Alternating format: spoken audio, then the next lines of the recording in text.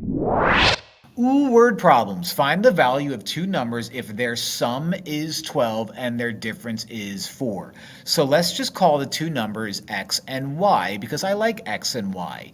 X plus y equals 12 gives us the equation their sum is 12, and x minus y equals 4 is going to give us the equation for their difference is 4. Now, it's up to me to choose if I want to do substitution, elimination, or graphing.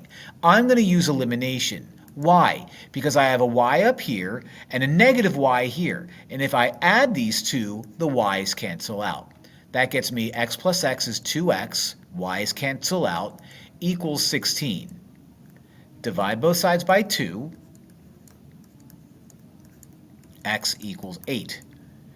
Now that I know that x equals 8, we take one of these original equations, and I'm going to take the top equation because it's a little bit prettier, and solve for y by replacing x with 8. So instead of x, I'm going to have 8 plus y equals 12.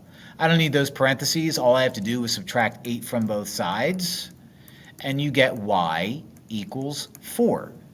So, and rather than answering it and circling it like that, rather than putting it as a point, this is a word problem. So I will say the two numbers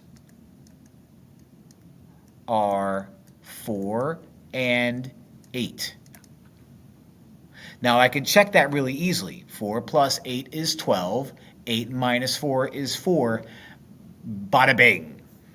Okay, so when you're given a word problem, turn it into a system of equations. Take it from there.